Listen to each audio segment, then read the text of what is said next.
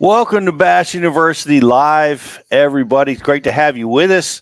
It's been an eventful week here at Bash University. We've been working with some of the greatest anglers on the planet in the last week.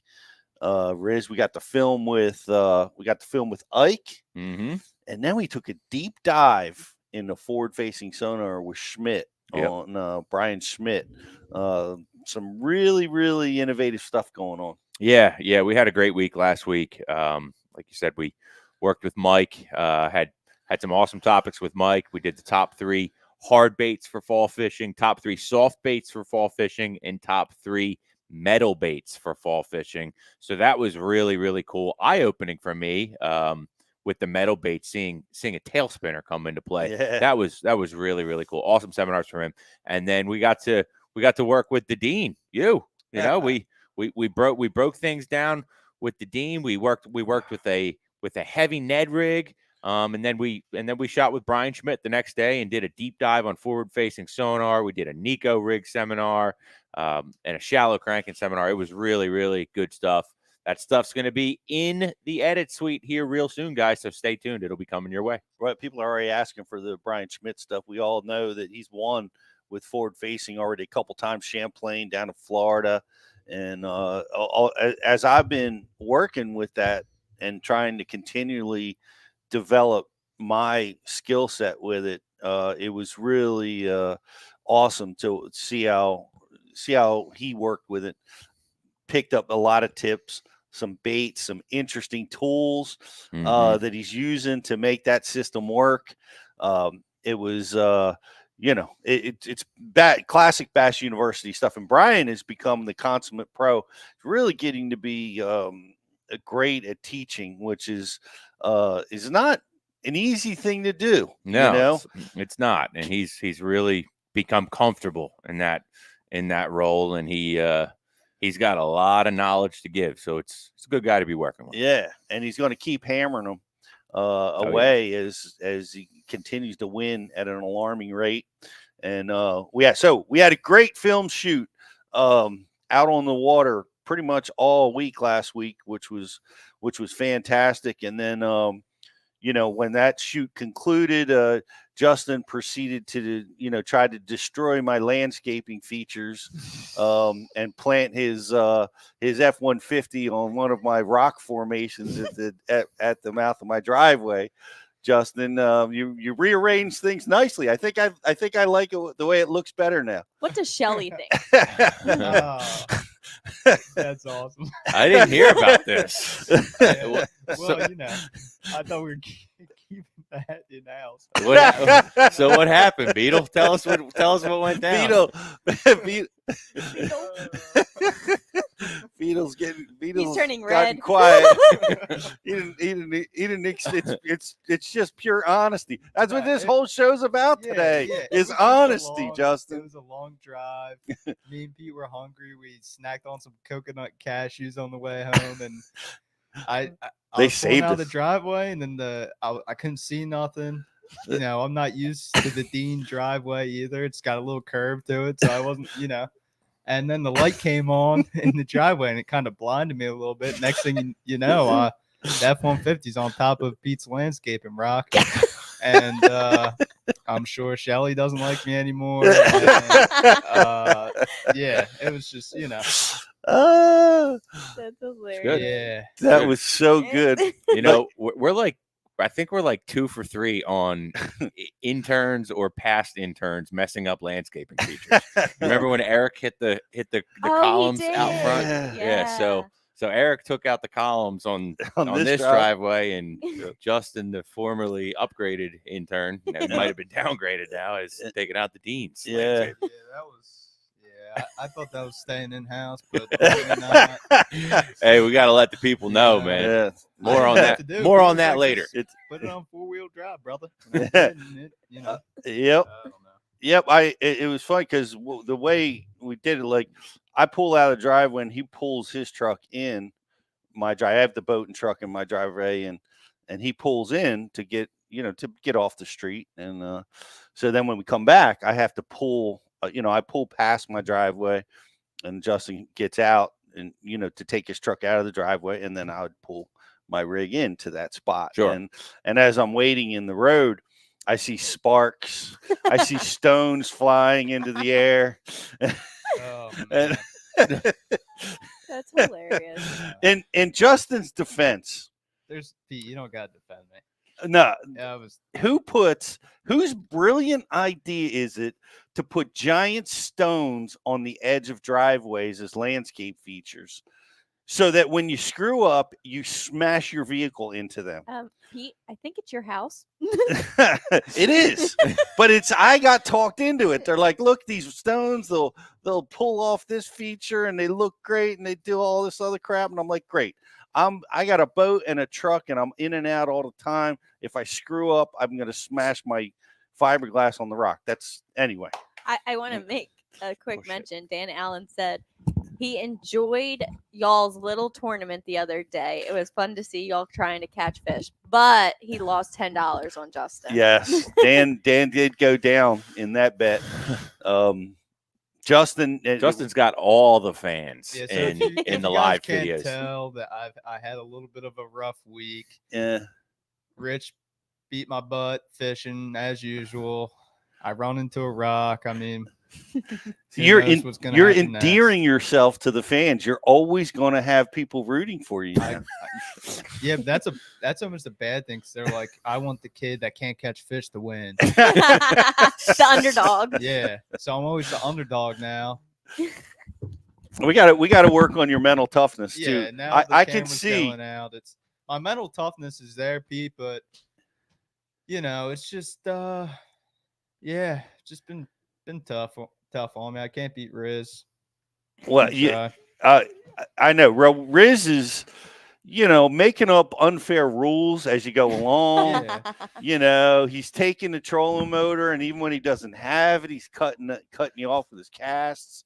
He's a tough customer out there in these little battles. Yeah, Hey, I know. we're- He Tracy praised says, my "Go, line Justin, go." before. So you got some fans. Tracy's Yeah, your couple. biggest fan. Probably. She wants to see JH come out. She's from Buffalo, New York. Yeah. I Yeah. noticed we got to work on this. When we get to the last 15 minutes, Justin, you're packing it in.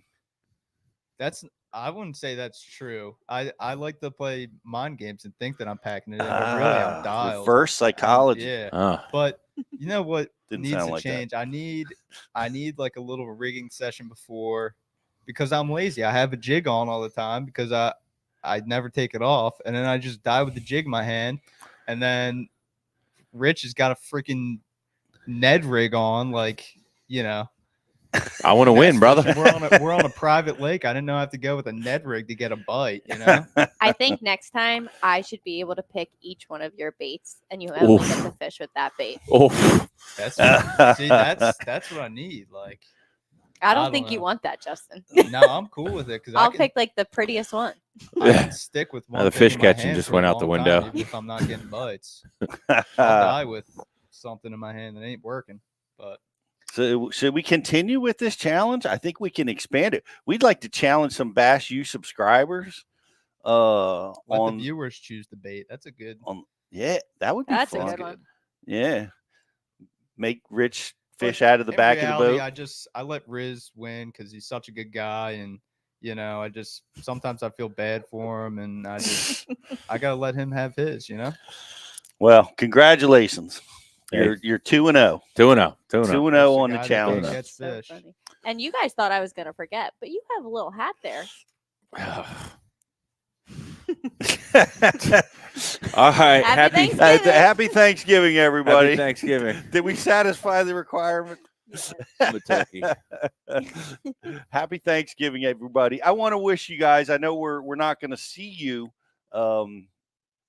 before Thanksgiving. So we wish you the best and your family the best on this season. Hopefully you get a chance to get with your family, maybe even get out and do a little fishing, and happy Thanksgiving. We that's all you're getting out of me, Josh. I'm not wearing a hat. Becky made me wear all kinds of costumes, and you at least got me to put it on. It is. Now it's over. Now it's over. Next year I'll get you dressed up as turkeys. Yeah. Full turkey costumes. You love the costumes. I do. Jacob Foutz is on our show today, guys.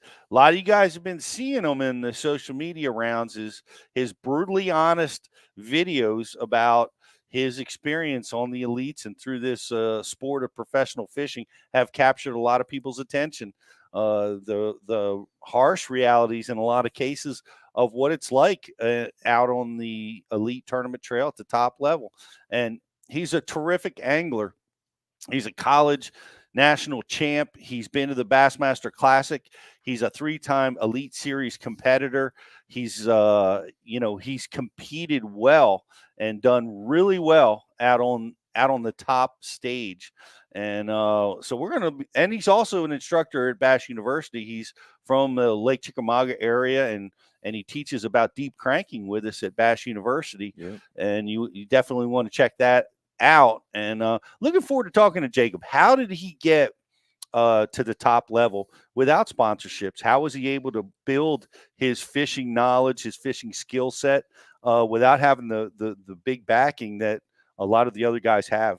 So we're looking forward to talking to him, and I want to open it up to you guys for questions.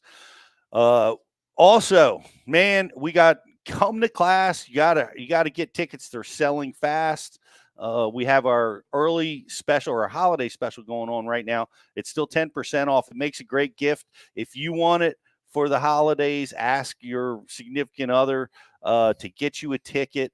We see that because a lot of the wives and girlfriends are always buying tickets for their men, and that's really cool. We love that. We love getting the ladies in class too. But right now, all the tickets are on sale, and that'll be going on to November 30th. So definitely take advantage of that.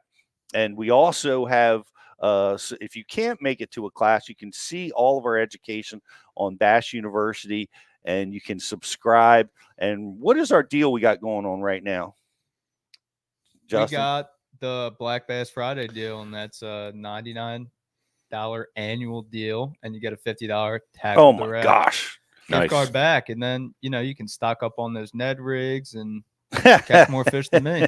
That's what you need. Can't beat it. Can't beat it. Deadly Nedley. Can't beat that, and can't beat the deal going on. And can't beat Beetle. Seems that you can. A rock can, that's for sure. Rock Riz 2-0, Rock 1-0 versus the Beetle. We have some other great stuff. You're watching on social, like and share the feed. And what are we getting? You're getting a G-Force TH Marine see handle, that. which Pete needs. Yes, the G-Force handle. That might have helped me last year. That's for like and share the feed, and we're gonna give somebody the G-Force handle. And this is the prop nut from TH Marine, and this is awesome. This is going to be for our grand prize. It's the Eliminator. It eliminates vibration. It really helps your trolling motor operation. Quiet, no vibration, and quiet. It's the deal. So we're giving that away for the grand prize. So pay attention to what we're talking about today. And what's Dan Allen's record? He's got to be like 10-5. He's got to be like 105. He's like got the ultimate winning record.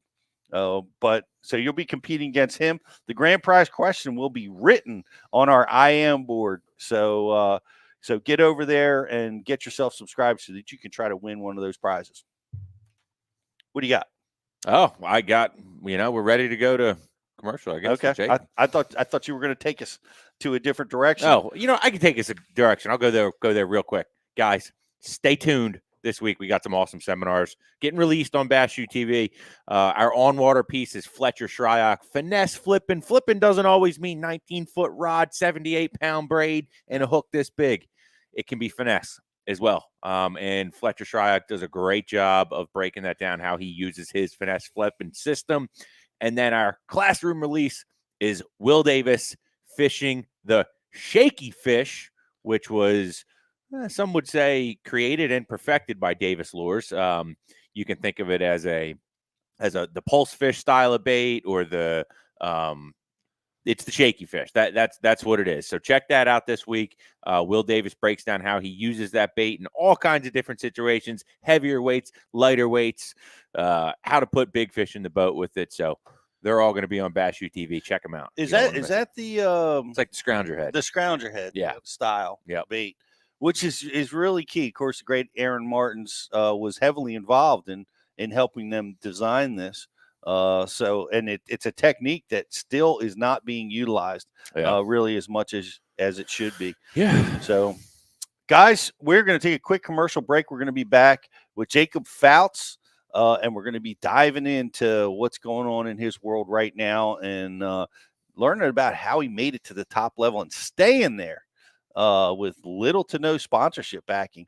It's really an awesome story. So hang in there. We'll be back right after this.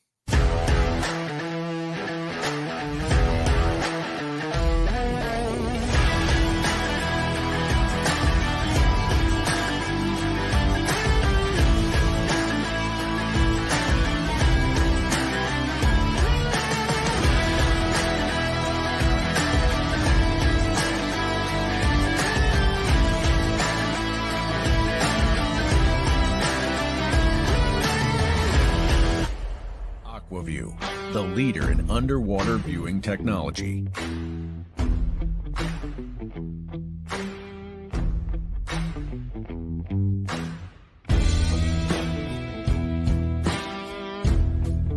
Find what you are looking for. Catch more fish. Have more fun. Aquaview. Seeing is believing. Why do you love casting fishing rods? I'm truly losing less fish. Is the sensitivity of the rod. That they're made right here in North Carolina in the USA.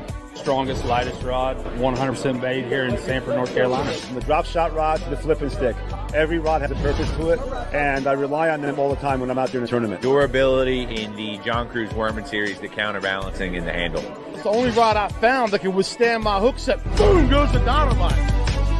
On the water not spent fishing is a moment wasted. That's why Minn Kota and Humminbird have joined forces to bring you the One Boat Network. Products that communicate and integrate to help you take full command of your boat. Born from our commitment to making the most advanced fishing gear even better by making it work together. The One Boat Network will help you find, get to, stay on, and catch more fish. When One Boat Network products talk to each other, they can navigate your boat automatically. They can give you a crystal clear view of what's below with no messy wires. And they can let you lower, raise, and change shallow water anchor modes from anywhere on the boat. But that's just the beginning. We're never done innovating, integrating, and making your boat simpler and easier to control. All so you can make every second on the water count.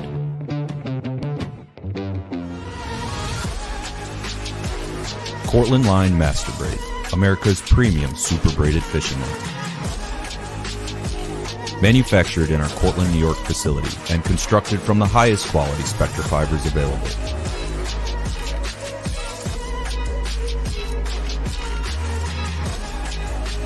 Cortland Line Company, made in America since 1915.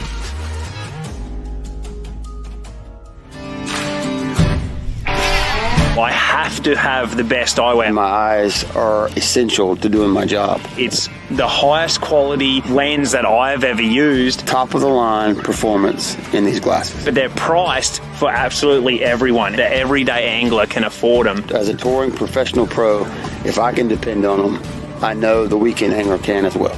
Hobie eyewear, built for the pros. Price for everyone.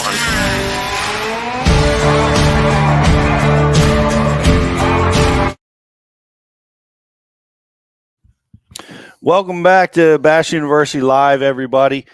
Glad you're with us on this pre-Thanksgiving show. What a great week, man. It's Thanksgiving is just one of my favorite holidays, and except for the traffic, which is out of control. We saw that last week driving around. So I hope you get to where you're going without too much trouble. Just seems like there's a lot more people on the road right now. There are. Yesterday, leaving work, I didn't get home. It took me about an hour and 40 minutes to get home. What? 55 was backed up all the way. People are traveling. And that's great. That's awesome. I didn't know there was that many people in the world. Yeah. They are out there. They're on the road. So glad you guys are with us. And Jacob Foutz is going to be on with us here. I know he's waiting in the queue, and we're going to bring him on straight away because it's been pretty impactful. And we haven't seen very many people really just call it like they see it, and it's really hard to do with so much pressures on tournament fishing and sponsorship and tournament organizations looking at you. Right.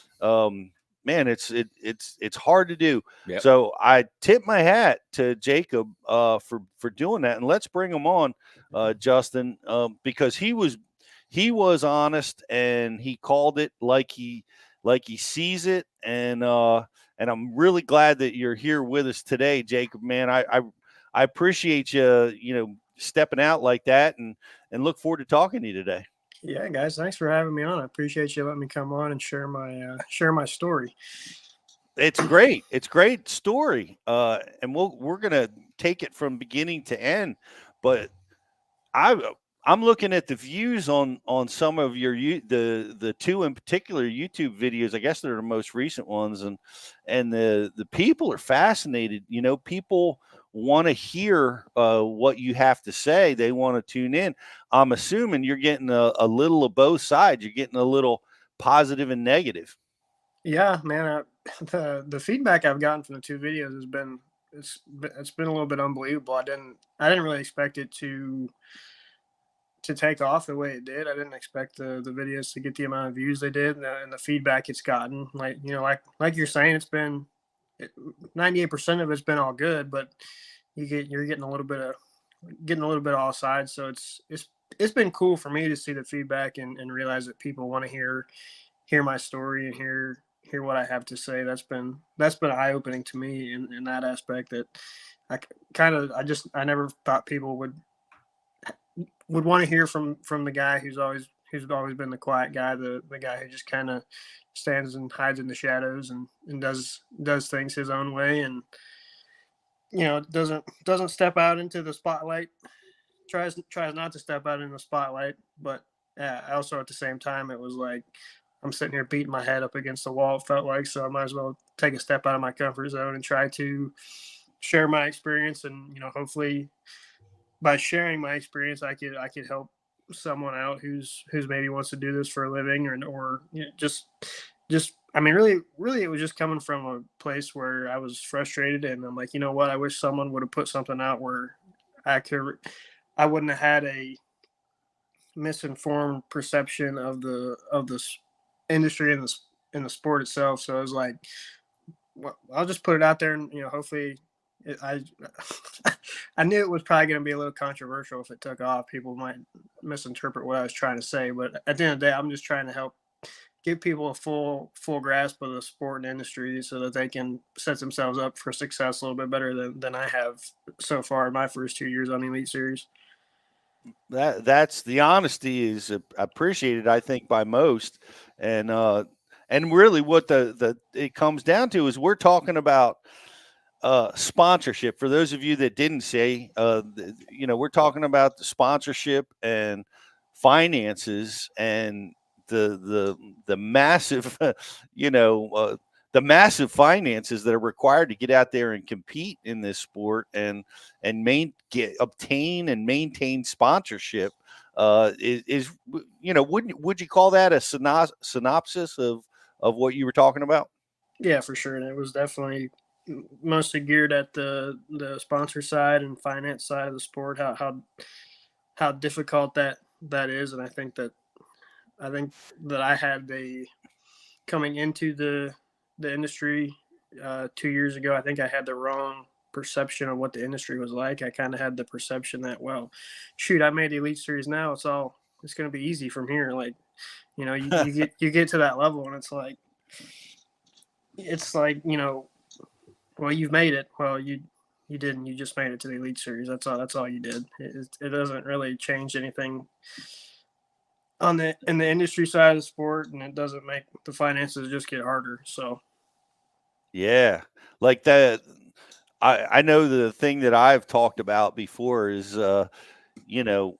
when other sports are different, right? When you make it to the MLB or the NFL, you get the minimum contract of some kind. And when you qualify at the top level in either fishing trail, you get $100,000 bill, which is the reality. It goes the other way. Yeah, no, it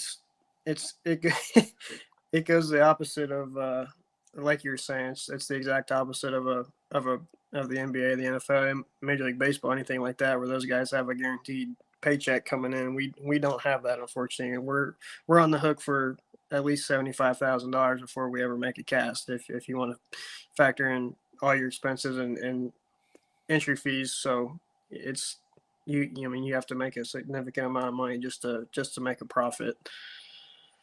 Is that a real figure? I always thought it was 100,000. Is it? It's different for everyone, guys. For me, it's I don't have I still have to sit down and look at my expenses for this year, but I think my rookie year I spent like $73,000. I'm able to, where I'm at in my life currently, I'm able to cut my expenses a little bit. I don't have the same expenses a lot of guys do that have a family and stuff like that. So my expenses aren't necessarily as high as some guys are, but I would say a rough estimate for most guys, you're looking anywhere from between 70 and $100,000+, somewhere in that range is what you're looking at for a year on the Elite Series. That's a big price tag. Yeah, big stuff. That's a big deal. And talk to me a little bit about the feedback that you've gotten. Like when you're that honest, right? That I think that's right. I'm praising you for that. I appreciate the honesty. I've lived this life that you're living right now and faced it, even though my entry fees were less when I was out on tour, but at the same time, they were insurmountable to deal with. And tell me about like, I praise you for being honest. What are some of the positive comments you've got from people? Yeah, no, the feedback's been great, especially from the fans and my peers, other anglers. From the fans of my peers, the feedback's been all good, really. It's, guys are supportive and like, hey man, we're going through the same thing, or, guys will come to you and be like, we go through the same thing, and whatever we do, making whatever industry we're in, it's kind of the same way here. It's been good. It's been eye-opening that people are very relatable, are relating to what I've gone through, and they see that, and they want to hear the story. They like hearing it because they can relate so much to it. It's just been an overwhelmingly positive. It's all been over. I can't understate how 98% of the feedback's been all positive. Just people being supportive and asking how they can help. We love hearing your story. Keep sharing this stuff. We love hearing it. It's been good. It's really been a breath of fresh air. I've really enjoyed it. Man, that's great. Well, and that's surprising because like I've heard and seen some of the negative stuff where, I guess I don't know. Talk to me about that part of it. Like there's been some sponsorship blowback. There's what are you experiencing on the negative side? Yeah, no, there's been some negative. People calling me a whiner, calling me entitled, call me what you want. It doesn't matter to me. It doesn't hurt my feelings. I don't feel like I was whining. It's like I've said before, where I'm at in the industry is a doing of myself. This was me being stubborn for 2 years and not grasping, getting a different perception of how the industry is. It's my own fault. It's not so much based around fishing anymore, where you have to build your brand as much as you have to worry about catching bass. That's the way it is. But no, unfortunately, some people in the industry didn't really appreciate what I had to say for whatever reason. Truth hurts, I guess. Nothing I said it's all stuff I've experienced. It's been stuff other guys experience, guys in the industry.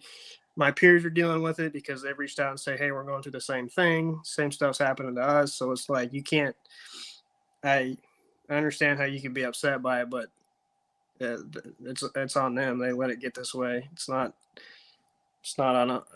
is on us as anglers, but it's not at the same time. You can't be upset with me because it's the truth. That's the way it is.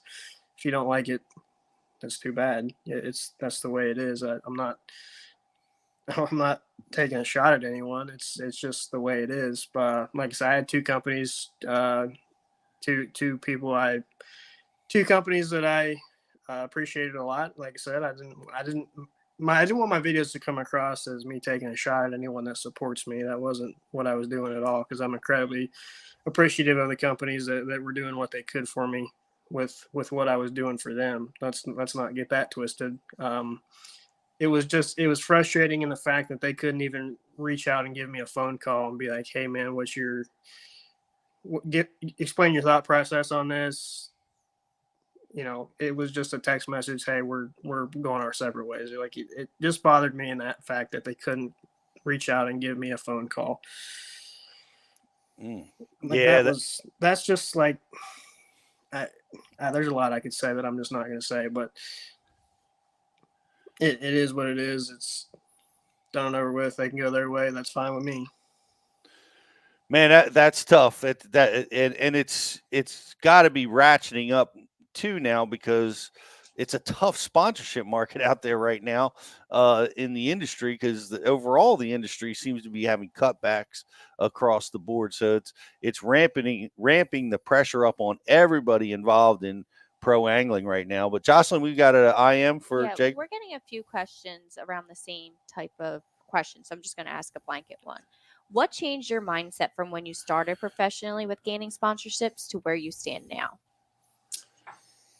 So for me, it's like, okay, so growing up, I've known quite a few people that have done it as a living, that fished on the Elite Series. I was fortunate enough to know some people, and I'd always ask what's the biggest piece of advice you could give to a kid like me who wants to do this for a living. And dude, the amount of times I heard, just focus on catching bass, and you do that, and that's everything else will fall in place. And that's been the biggest load of crap I've ever heard, because you make it to the Elite Series, you've caught them along the way, buddy. You've caught them. There's no, you can't fake your way to the Elite Series. And I'm sorry, you just can't do it. Not in today's world with the caliber of anglers. Maybe 30 years ago you could fake your way into it, but probably not. But it's just the caliber anglers are so good today.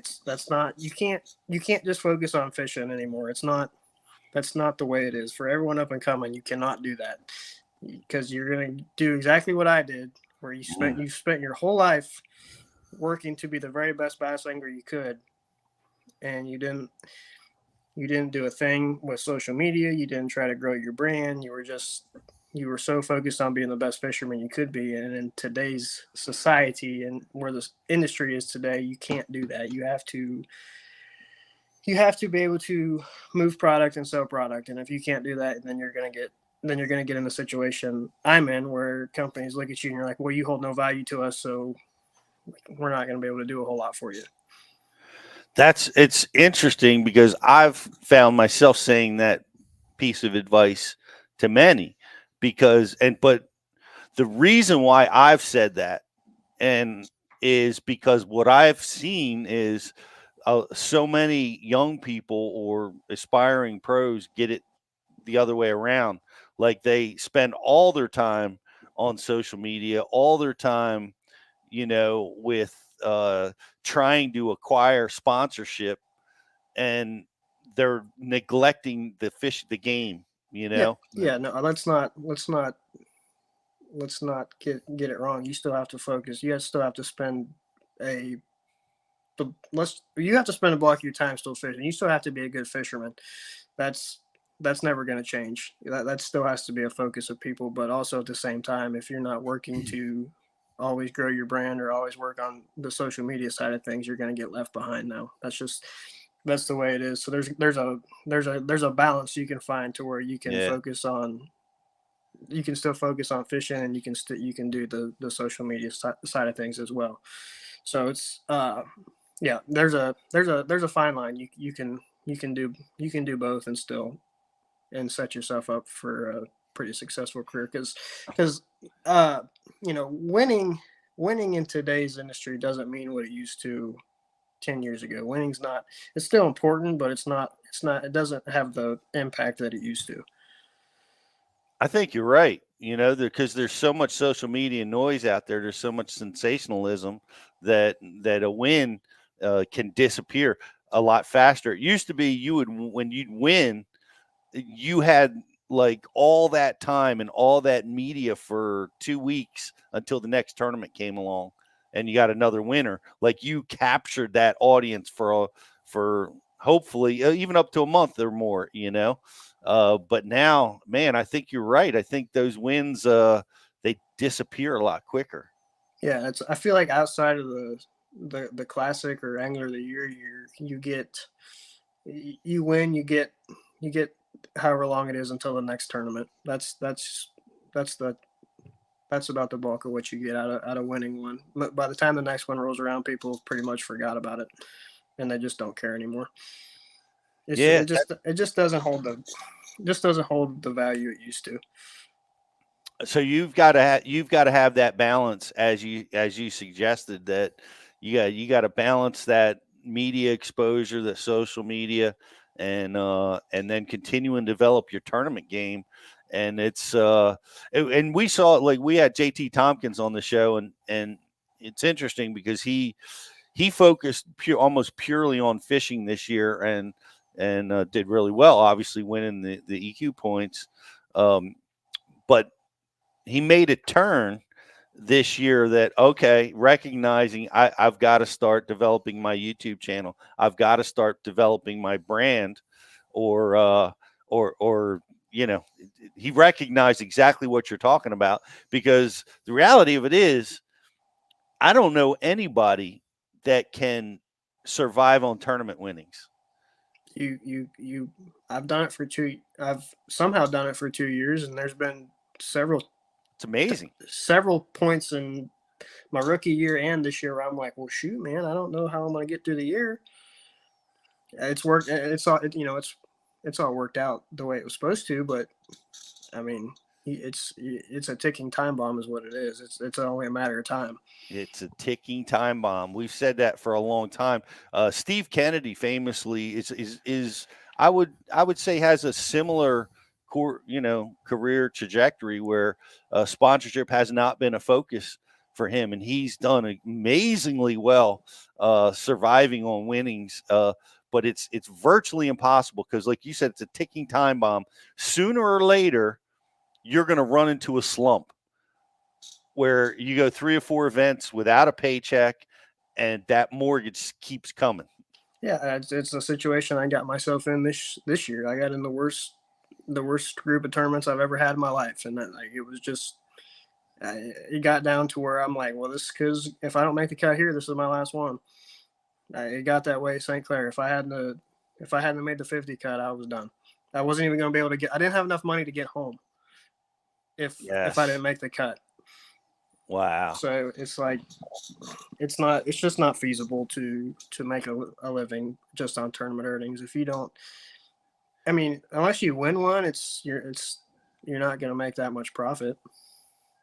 You could make the cut in all 9. You made $90,000, but at the end of the day, you only made what, $10,000-$20,000 in profit, maybe. Right.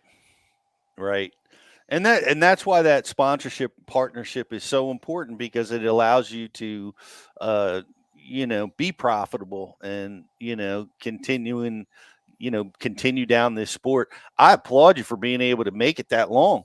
I mean, it's a real testament to your talent and capabilities to be able to be competitive with the best in the world on an absolute minimum budget. That's phenomenal. Nobody can. 3 years, that's amazing. Yeah, I feel like, listen, I've had some really good tournaments, and I've had a stretch of really bad ones, and it's like the consistency is not where I've wanted it to be. I've struggled in that aspect, but I feel like I don't want to it's my own fault, but at the same time, there's a lot to be said about having the financial backing to where you can go to places and not have to worry about catching them to make money. There's the guys that get to do that. The freedom it adds to the mental side of the things is so much better because you can just go fish and not have to worry about. It's not constantly on the back of your mind, or it's not that monkey on your shoulder that's constantly whispering in your ear all the time. Like, dude, there was a stretch this year where I would go out and fish and it felt like I had someone around my neck, and as the day went on, they would just feel like someone was choking me. All for the first 6 events, that's all it was. I just felt like someone was choking me out the whole time because I couldn't get my mind off. Like, well, shoot, I gotta make the cut so I can keep doing this. I gotta make the cut so I can have some more money to keep doing this. I don't know how I'm gonna pay my next deposit, and it's like there's a lot to be said about that side of the mental side of that, but having that financial freedom to not have to worry about it. And taking that pressure off, right? That is tremendous. It's got on your ability to compete. But what about the other things that you got to give up? Like it's like you're competing with one arm tied behind your back. Like you can't put the pre-fish time in that, without a budget. You can't, where else are you, or is it showing its, capabilities? Buying $150 glide baits is not an option, It affects everything. Like you were saying, you can't, I can't go take during the off season, I can't go places in pre-practice because I can't spend that money. I can't spend $1,000 to go there and come back because I need that to start the year. Right. And it's like, I got to watch.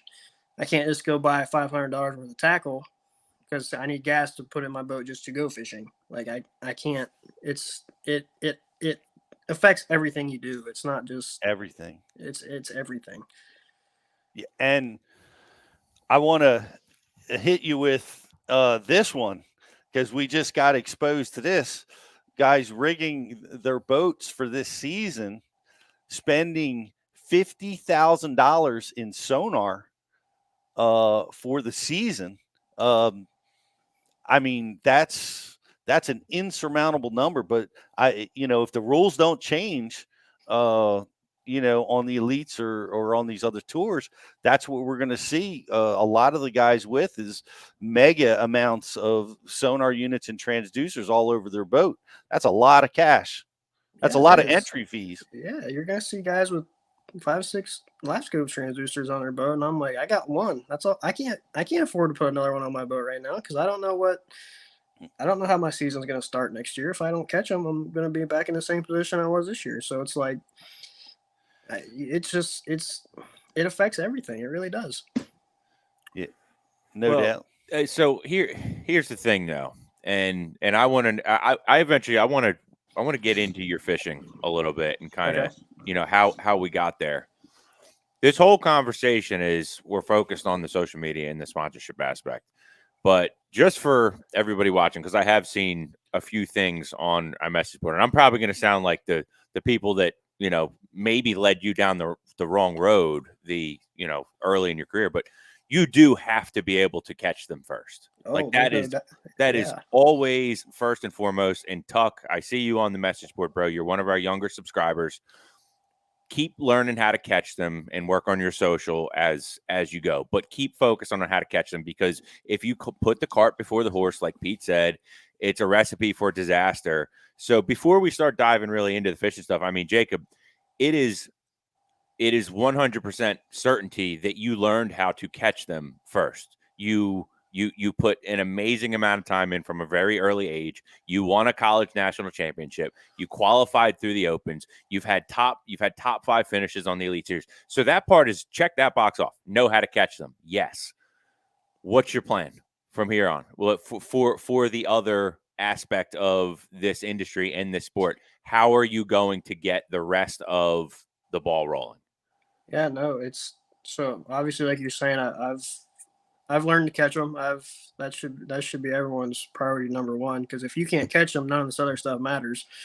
So it's I'm always going to be working on my craft. I'll always be working on the fishing side of things. That will always will always happen. But I've realized I can while I'm doing that, I can also help teach other people how to do that. I can help other people learn how to fish and expedite the process for them. Just like because I've enjoyed the few YouTube videos I've made, so I think there's an avenue for me to grow, because people have shown that they listen to what I have to say, they like what I have to say, and they want to hear more of what I have to say. So I think going forward, I'm going to try to kind of grow my YouTube channel and just put stuff out that be unique and show a side of the sport that people haven't seen, the financial side of things, and but also at the same time put out fishing content, because I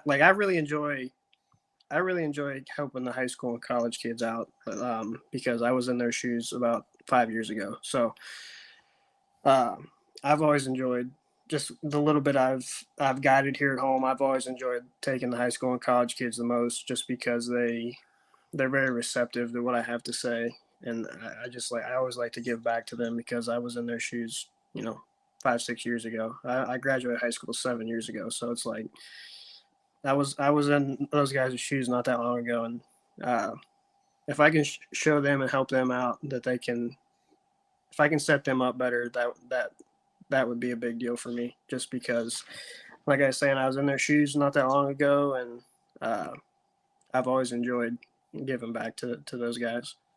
I think I think that's amazing, and it's an awesome objective. I want to encourage the honesty. The honesty got you. It got you noticed. Yeah, no, I've always been an honest person. If someone asks me what I think, I've always been the person. I'll tell them. I just call it how I see it. I'm not out to say something because it might make you feel nice. I don't really care about people's. I do care, but I don't care what people think. I don't worry about your feelings. If you like what I say, great. If not, sorry that it wasn't what you wanted to hear. I'll always call it how I see it, and I'm gonna continue to call it how I see it.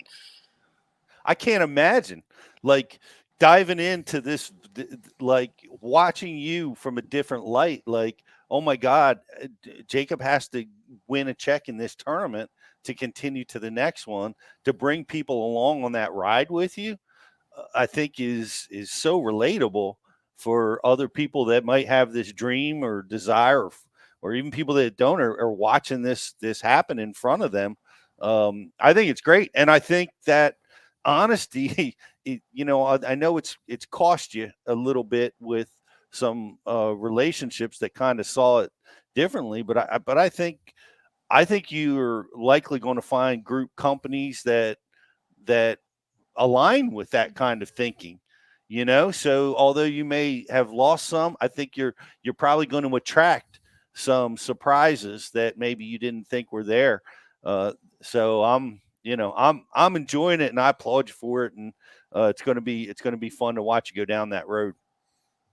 Yeah, no, I've enjoyed it way more than I thought. It was a big step for me to put out something like that, just to open up and tell people, give people my thoughts and share my experience, because I've never been a person I've always just kind of kept it to myself, because I've always been like, it's no one else's business but mine.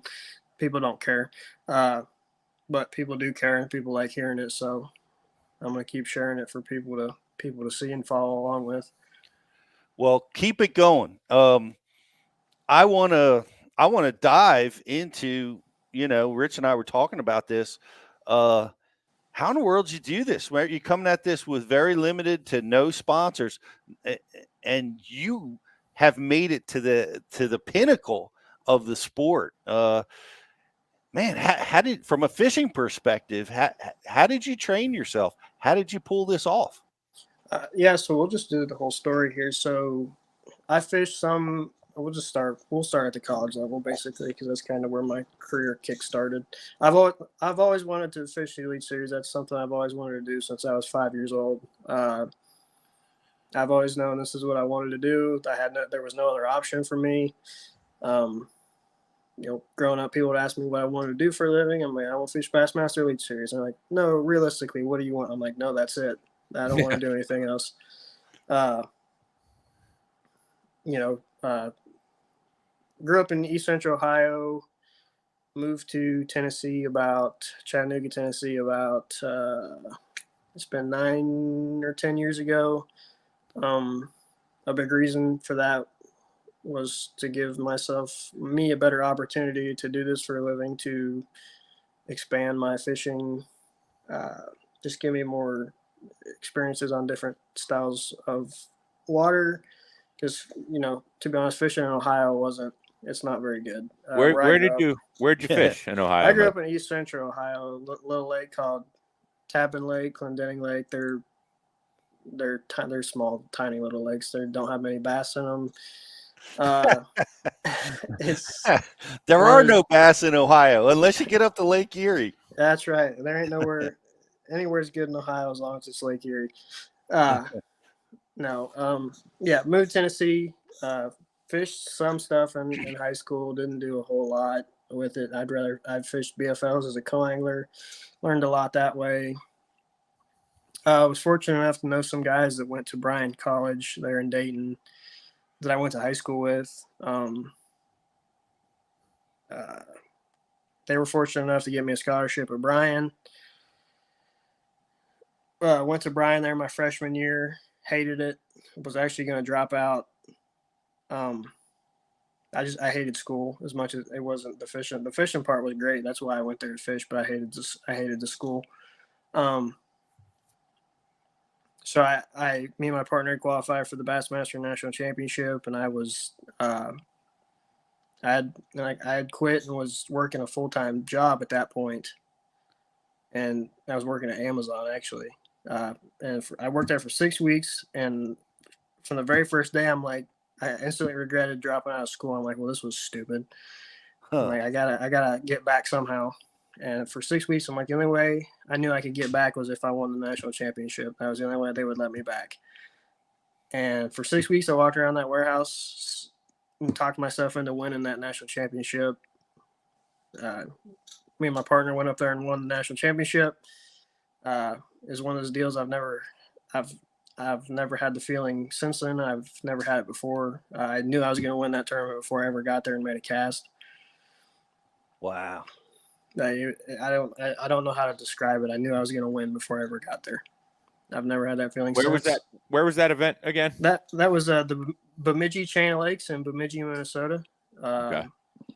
I think that chain of lakes actually starts the Mississippi River. Pretty sure, if I remember correctly. But won that. Turned around the next week and won the Classic bracket. Qualified for the Classic.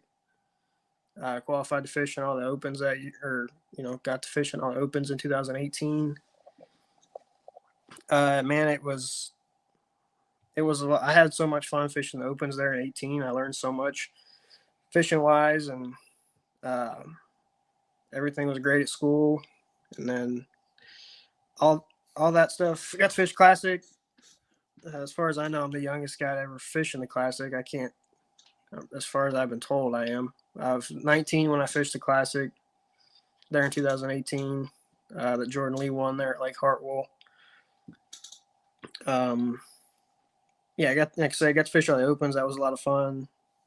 Once all that ended, it was back to school, and so now you're taking school seriously. You're like, I saw what working at the Amazon warehouse is like, and you decided to get recommitted to school. That's pretty significant event. Yeah, I recommitted for a year anyway, and then all the college stuff went away for me, and then I think whoever won that year, he took over, and I kind of I was saying, I had so much fun fishing the opens. I was like, man, I want to fish the opens again. Like I've had enough of the college stuff. So I ended up dropping out again, which I had a big falling out with the school anyway. So I dropped out. I got another full-time job working for Coca-Cola. I worked that job for 2 years. I sat all of 2019 out. I didn't fish anything. I sat 2019 out and saved as much money as I could. I fished one division of the opens in 20. I think that was when it was 2 divisions then. I think it was the Easterns Northerns and Southerns. Yeah, I think I fished the Southern Division that year. Had a rough year. Jump back in for 2 divisions in 2021. That was when it went back to 3 divisions. I fished the Southerns and signed up for the Southerns and Centrals. Started off the year at the Harris Chain. I finished 4th there. Went to Douglas there a few months later. Finished 11th there. So I was leading the points in the Southerns with 1 left. I knew then I had a shot at the Elite Series. So like at that point, I was saving money like crazy, just because I knew I had a shot. And I think I had a fish 1 Central. I think I only had in between I only had 1 tournament in between the 2nd and 3rd Southern Open. So I had like a 5-month break to sit there and think about it. And I think I fished 1 Open at Pickwick. I think I had a decent tournament there. I was actually leading the overall points after 3 or 4 tournaments in the Opens that year, and I tried to get into the other division, and they wouldn't let me in. Excuse me. And go ahead. I was just going to say you're battling in the Opens, right? And you're having some success. You're eventually going to make it into the elites where you are now. But how are you training? Like, how are you developing your skill set during this time? Because, I mean, just jumping in the tournaments is one thing, but man, you got to separate yourself. Are you how is it? Are you doing lots of research? Are you fishing every day? How are you getting your skills to the level they need to be? No, I fish pretty much every day I can for the most part. It's not as much. I don't get to fish as much now as I used to, but from pretty much 2018 to last year, I fished pretty much every day I could. And for, if it was 2 hours, great. If it was all day, that was great too. Just right. I spent as much time on the water as I possibly could. And then there in early 2021, I started guiding full time. So I was able to spending pretty much 7 days a week on the water for at Do you least think 8 that hours helped a day. Was guiding an asset? It was at that time. It was for me. I learned a lot in the aspect of being able to adjust, because you learn quickly in guiding that not everyone can do the things you can do. So we were just talking about that. So you learn that, okay, I'm going to have to adjust how these guys are fishing or how I'm fishing a certain spot or whatever. Mm-hmm. And so you learn a lot about being able to adjust and trusting your gut on things. Yeah. I learned a lot about that aspect of the sport just from guiding. Being on the water every day, and I've done that too. It helps with your decision making process. Like you say, trust your gut. I guess that's the same, just a different way to say it. Is you just you learn that you're adjusting every single moment of every day. Yeah, you're so much more in tune with what's going on. So you just it's almost become second nature. Well, what would your wheelhouse be? Now, you talked to us about deep cranking, and you spoke and you talked at Bass U about that. Is that your dominant strength? What are your strengths? Anymore, I feel like I've become pretty decent at everything. But if I had to pick one, I'm still an offshore guy. This summer, actually, as far as the ledge stuff goes, I caught maybe 10 bass on a crankbait. The rest was all on finesse stuff with live scope, either a Nico rig or tight lining or whatever. It was all. Honestly, right now, the strength of my game is live scope, but I feel like that's a lot of guys. That's just the way the sport is right now. Is that just a pressure thing? Like on the Tennessee River, it's just hard to fish them with a crankbait these days? Yeah, I think so. I think it's a lot of pressure, but also at the same time, they just I don't really, to be honest, I don't really know, because I know several guys that caught them really good on a crankbait this summer and I didn't. So I just think honestly, I think they were biting really good this summer, because it was this Chickamauga fish as good as I've ever seen it this summer. Wow. To be fair, I hadn't heard that about Chickamauga for a Yeah, while. It's great to hear that it's because the fishing pressure had seemed to, come down hard on that in the last few years. It's great to hear it's doing so well. Yeah, man, it was down there for a while, and for whatever reason this summer it was as good as I've seen out there probably ever. It was the amount of 4 and 5 pounders you caught was unbelievable. Like if you didn't have between 20 and 25 pounds, it was you were having a bad day. Wow, that's awesome. Well, you're forward facing, you're using the finesse techniques. That seemed to be the wave of the future. I saw a lot of the EQ guys using big jigs and swim baits like glides, and they're starting to come on with that. But so what are your we were just talking with Brian Schmidt, and he's got some amazing finesse techniques that he's using for it. So you're a Nico, a Demiki. You got any like fuzzy cubes or any of that weird stuff that guys are throwing? I haven't got into any of that stuff yet. I haven't had the need to. I've caught them just fine with the Demiki and a Demiki. Really, I haven't really. A drop shot, a Nico, a little swim bait. It's been simple stuff for me.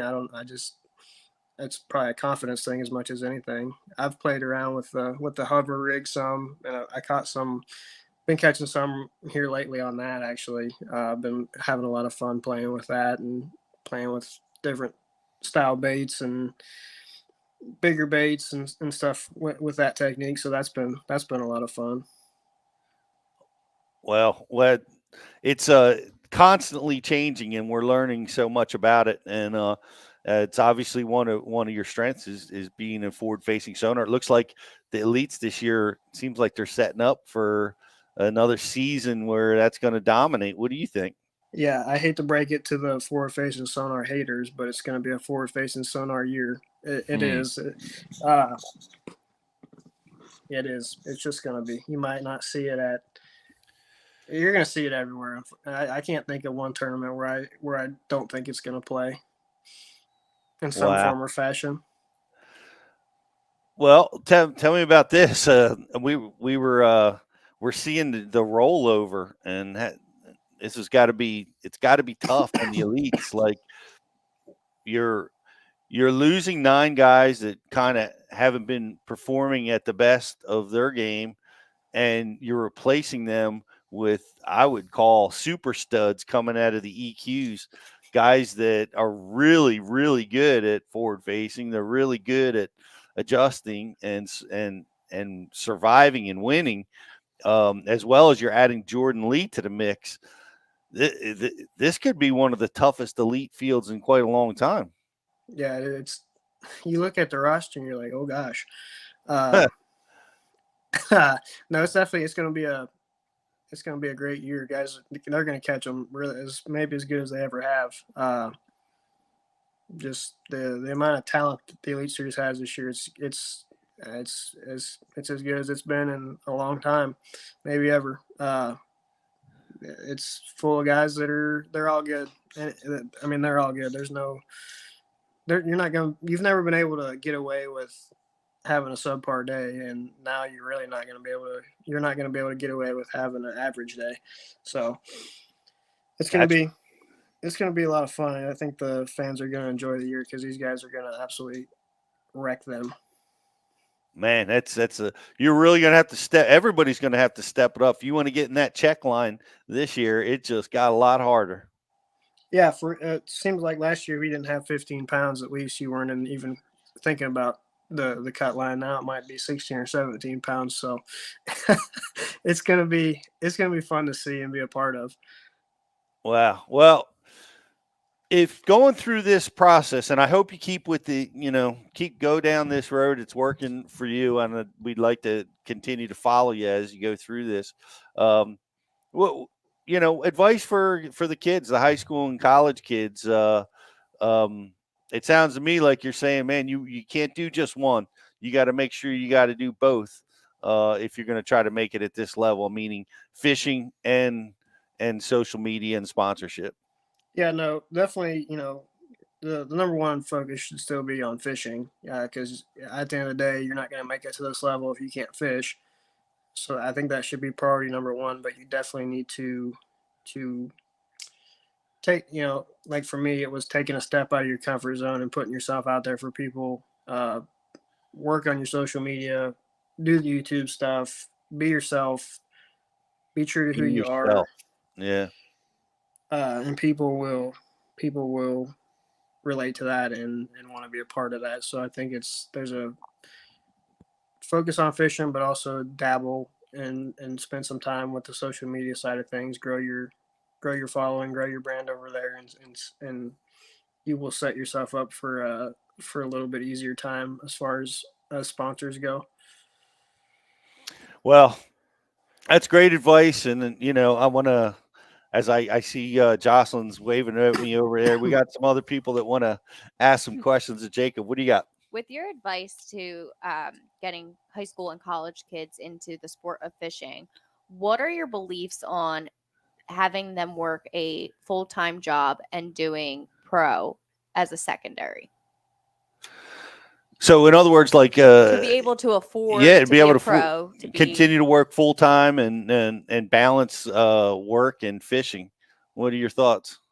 I hope your employer sees it the same way you do. It's hard to be a full-time professional and work a full-time job at the same time. When I was working at Coca-Cola, I had great bosses.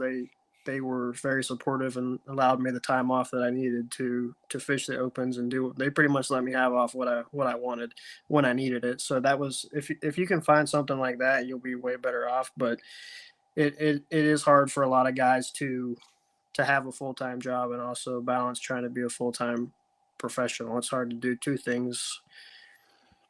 It's hard to be a full-time 9-to-5er, but also be a full-time fisherman, because that's just as much a full-time job as anything else. So it's a fine line. If you have somewhere that you can work it out with your bosses or whatever to be able to afford the time off that you need, that's awesome. That's a huge help. But that's also, it's probably not feasible. It's hard. You probably have to be your own boss in an aspect. If you can have your own kind of business in some form or fashion, you'll be way better off. Like with me, I realized that it wasn't fair. It wasn't fair to me to keep asking my bosses for time off all the time. Well, all these other people didn't get that. So I started my own guide business and was my own boss and made my own schedule and got to do something I love. So if you can find a way to do something to fish and make money in some capacity, you'll be better off that way. How did you do that? How did you get yourself established as a guide? So I just kind of leveraged what I did in the college series, the national championship and stuff like that, because a lot of people locally knew me from that. So it was easy to get my foot in the door with clients that way. And then once that took off, it was all word of mouth from there. Those guys were able to do that. And a lot of it was advertising on the Facebook. Like Chickamauga has a bunch of fishing forums and stuff like that. So it was just getting on there and advertising through that. Gotcha. Well, it's interesting, and it's a great question. Who asked that question? His name was Jake. Jake asking Jacob. Jake asking Jacob. It's tough if you're working full time or at least part time, trying to compete with guys that are fishing every single minute of every day to develop their skill set. It's you're giving up half that time. Obviously that's going to be a much harder row to hoe, trying to maintain a career, a job of some kind, and then competing with the best on the planet that are doing nothing but eating and sleeping and fishing. Man, that's a tough one, but that's where the finances get in the way. Without a serious stable of sponsorships, you have to do something like that. But what do you got? Jeffrey Young made a good point. He's saying with the new streaming and TV coverage, should they at least cover the entry fees for the top levels? That's there's a big question, right? We've Jacob, we've been, there's been, talk of this since the beginning, since I started back in the 1700s, about the cost of entry fees and whether or not, we should be paying them. The Bass Pro Tour for about a year and a half eliminated entry fees at the top level. And, I think in a perfect world, in order for that sport, in order for guys to be able to compete like Jacob, that can compete freely without that tremendous financial burden, I think, I think that elimination of the entry fee is something that has to happen. What do you think, Jacob? I agree for sure. I definitely think they could do it if they wanted to. But I'm not informed enough to say a whole lot on it. I wish we didn't have entry fees. I think they could do it if they really wanted to. Will they ever do it? That is to be seen. I think at some point along the way you'll see them go away, but I don't think you'll see it anytime in the next 5 years. Yeah, it's that's a tough one, especially with what's going on with the economy right now. Everything's fractured. The fishermen got fractured. We'll see. That's a big question, but a great question. That's one that we've been wrestling with since this sport got started. Jacob, thanks so much, man. We appreciate you hanging with us and look forward to seeing what you're going to be talking about next on your social. And I wish you the best luck this season and in the sponsor hunt. I hope things go your way. We look forward to rooting for you out on tour this year. Yeah, man. Thanks for having me on. I appreciate you guys letting me come on here and share. And I'm definitely looking forward to the year. I think it's going to be a good year. I've got a good feeling about it. And it's a hard time, but it's also a very exciting time too. I still enjoy bass fishing as much as I ever have. So I'm looking forward to getting the year started. That's where it all starts. That love, that drive, that desire, and it's clear that you have it. And best of luck. Thanks so much for being with us today. Yeah, man. Appreciate it. All right, man. That was it's eye-opening to a lot of people that it costs $100,000 to get out there and compete, and there's so much involved with trying to make that happen. You need sponsorship because you need to pay those entry fees, and it's just a heavy burden, Yeah, you got to do both, man. I mean, you got to be able to catch them first. Time on the water is always king. It will always be king. Learning how to catch them, learn how to trigger bass, make them bite, getting them in the boat. That's always going to be the top priority. But the facts to the matter are, and I guess it's kind of I can see where Jacob's coming from, right? He's a kid from Ohio, transplants to Tennessee, and all he wants to do is fish. All he wants to do is make it to the Elite Series. His head's down. He's grinding the whole way. And everybody's just telling him, just keep learning how to catch him. Keep learning how to catch him. Keep learning how to catch him. Well, if that's all you're focusing on is keep learning how to catch him, and you don't have when we walk into the office every day, we immediately recognize the power of promotion, the power of branding, the power of social media because of where we work and where we are. But for a kid in Minnesota that's doing nothing but focusing on fishing, I get it. I can see how maybe he wouldn't be as tuned in to knowing that you got to have a sponsorship alignment. So it's there's a lot of relatable stuff there for a lot of guys. And it's what you love. Like, you love the sport of fishing. You want to absorb yourself in it, and it's just the nature of, I guess, life and business is you have to be multifaceted. As Rich is taking a picture of a puppy on the side of the broadcast here. It's a big deal. I'm reaching over. Hi to Fiona. Hi, puppy dog. Yeah, bring her into the shot. Hi, Fiona. This is Fiona. We now have a puppy on Bass U Live, everybody. Right. Fiona, would you like a headset? Yes. Would you like a headset, Fiona? She would like to purely concentrate on treats. Yes. I don't think she wants to be able to dialogue on the show. But guys, we're going to take a quick commercial break. We're going to be giving away some free stuff. Hope you were paying attention because we talked about it a lot. And we're going to take a quick commercial break. We'll be right back after this.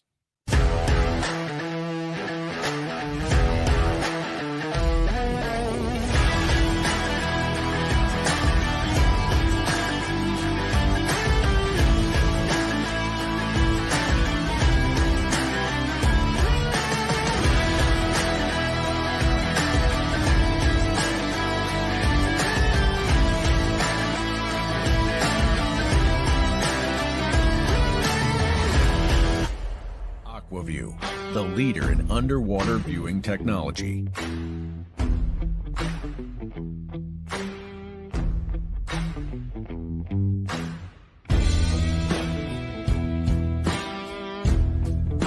Find what you are looking for. Catch more fish. Have more fun. Aquaview. Seeing is believing. Why do you love casting fishing rods? I'm truly losing less fish. Is the sensitivity of the rod. That they're made right here in North Carolina in the USA. Strongest, lightest rod, 100% made here in Sanford, North Carolina. From the drop shot rod to the flipping stick, every rod has a purpose to it, and I rely on them all the time when I'm out there in a tournament. Durability in the John Cruz Worming series, the counterbalancing in the handle. It's the only rod I found that can withstand my hook set. Boom goes the dynamite. On the water, not spent fishing is a moment wasted. That's why Minn Kota and Humminbird have joined forces to bring you the One Boat Network. Products that communicate and integrate to help you take full command of your boat. Born from our commitment to making the most advanced fishing gear even better by making it work together. The One Boat Network will help you find, get to, stay on, and catch more fish. When One Boat Network products talk to each other, they can navigate your boat automatically. They can give you a crystal clear view of what's below with no messy wires. And they can let you lower, raise, and change shallow water anchor modes from anywhere on the boat. But that's just the beginning. We're never done innovating, integrating, and making your boat simpler and easier to control. All so you can make every second on the water count.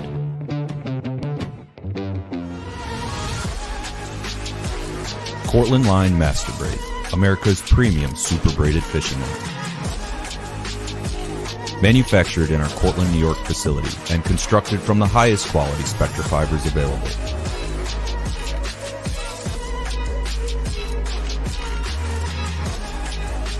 Cortland Line Company, made in America since 1915.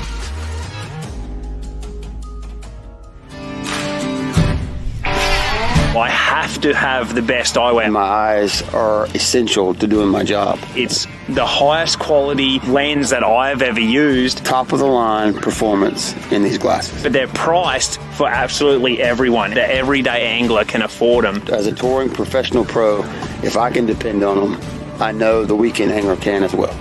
Hobie eyewear, built for the pros. Price for everyone.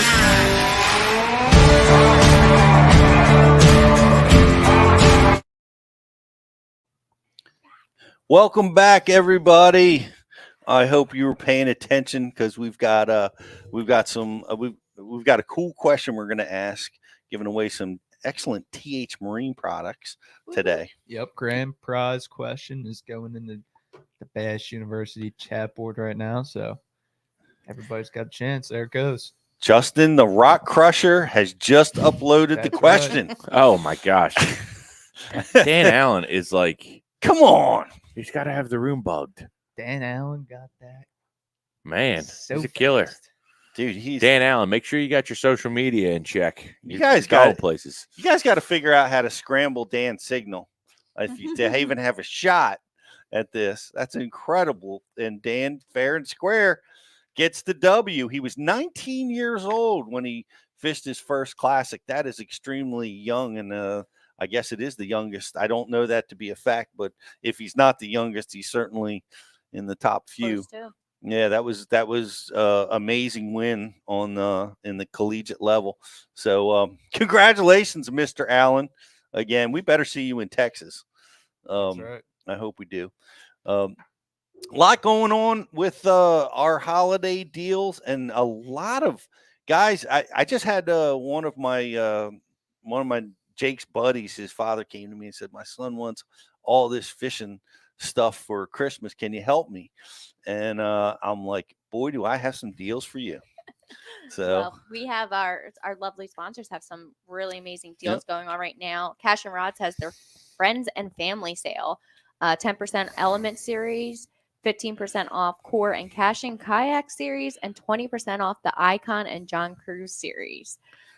We also head over to Tackle Direct. They're having their 26th anniversary, 15% off purchase, and they have some really good AquaView deals. There's about $100 to $150 to $200 off some AquaView cameras. awesome. Cortland Line is That's a great 50% gift. off the warehouse and 40% off Fair Play, and they have free shipping within the U.S. Hummingbird, they get $600 off a Helix 9 or 10 when you purchase a qualifying model, and get $500 off when you purchase a qualifying Mega Live imaging. Hobie Eyewear, this is a really, really good deal. If you buy one pair, you get 15% off. If you buy two pairs, you get 25% off. And if you buy three, you get 35% off. Wow. It's the perfect time to go And get some stuff. because you Hobie need shades multiple for the pairs fam. in order to Yeah, they deal with the fly different conditions. Well, that too. I was So- thinking about light and water penetration, Jocelyn. So this is not falling in. Whoa, Dan This Allen is just great. revealed his Dan, secrets. he really does take notes. Yeah. So like we say, make sure you take notes, jot everything down. He said he had all these notes written down. St. Clair had to place top 50 to get a check, or he had to go home. No money home. Like no Tappan Woodcliff in Ohio, Amazon 6 weeks, Coca-Cola 2 years, age 19 Wow. classic, Chickamauga offshore, 10 bass deep cranking, Nico Demiki tightline drop shot, Nico cover rig. That's impressive. It is. And St. Chris is saying he does the same thing, taking notes. I love it. I love it. Yeah. That's awesome, guys. Gotta take notes. That's We a- also good have stuff. our like and share winner is Timothy Grinder. Yo, Thank Timothy, grinder. We're entering into a grinder's time of year for fishing. That's right. And for our sub of the week, we got Sub of the week of the year. we got Lenny Speed rocking the Yo, Speed Len. hat, and That's I on the think- bay. I think all of us have caught a fish off that spot. That's probably. on the bay right there. Nice Yep. one, Lenny. Yep. Lenny, rocking the Big founder U of hat. Elite Force Bassmasters. What up? Yep. Nice fish. Keep catching 'em. Nice. Nice. And, Thanks for sending that in. Keep sending those Yeah, pictures. DM them to me on Instagram. That's the best way I can get them. Send us your pictures with your Bass University hat, and we will feature you as Angler of the Week. That's right.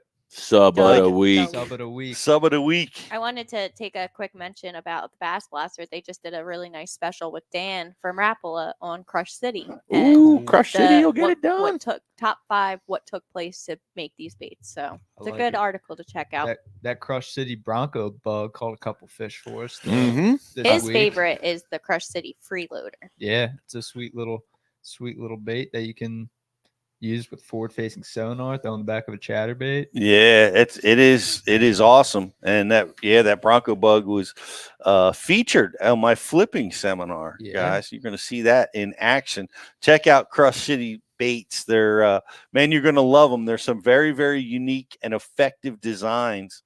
A lot of them coming out of the brain of Jacob Wheeler and influence that way. So so you definitely want to go check them out. They are awesome stuff. And shout out to Jay at the Bass Blaster. He keeps showing up on my social feeds as well.